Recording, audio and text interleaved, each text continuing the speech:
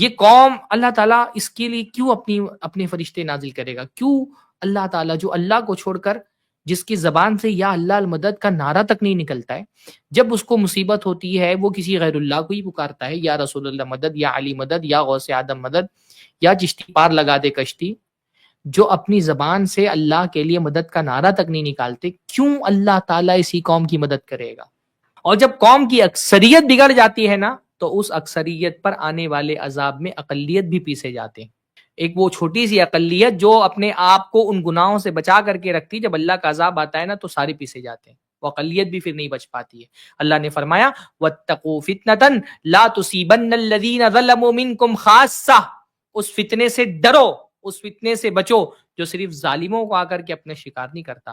جب اللہ رب العالمین کی طرف سے عذاب آتا ہے اکثریت کی نافرمانی کی وجہ سے، تو اقلیت بھی پیسی جاتی ہے۔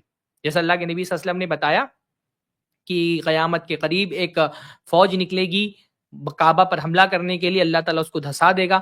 صحابہ کرام نے کہا اللہ کے نبی صلی اللہ علیہ وسلم، اس میں تو بہت سارے اس قافلے میں ایسے بھی لوگ ہوں گے جن کا مقصد کعبہ پر حملہ کرنا نہیں ہوگا، پھر یہ کیوں ان کو دھسایا جائے گا؟ ان کو بھی تو ساتھ میں ختم کر دیا جائے گا۔ اللہ نے فرمایا ثم یبعثون علی نیاتہم، ان کو بھی ساتھ میں دھسا دیا جائے گا۔ جب اللہ کا عذاب آئے گا تو وہ لوگ بھی اس کے شریک ہو جائیں گے جن کا مقصد وہ کبھی مقصد نہیں تھا۔ پھر ان کے بعد جب ان کو اٹھایا جائے گا تو ان کی نیت کے حساب سے اٹھایا جائے گا قیامت کے دن، لیکن دنیا میں جب عذاب آئے گا تو اس عذاب میں وہ بھی شریک ہو جائیں گے۔ تو ہم وہ لوگ تھے جن کو اللہ نے اسلام سے عزت دی تھی، توحید سے عزت دی تھی۔ حضرت عمر نے ایک مرتبہ فرمایا نحن قوم اعزنا اللہ بالاسلام فمہما ابتغینا العزت بغیرہ اذلنا، ہم وہ لوگ تھے جن کو اللہ نے اقتدار دیا، عزت دی، قوت دی، دنیا کی بڑی بڑے بر صغیروں پر ہم الحمدللہ ہماری حکومتیں رہی ہیں۔ کیوں؟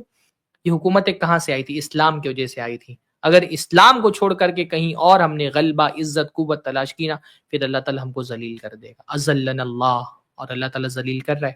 ہم نے جب ایمان کے راستے کو چھوڑ دیا، اسلام کے راستے کو چھوڑ دیا، تو آج ذلت ہمارا مقدر ہے۔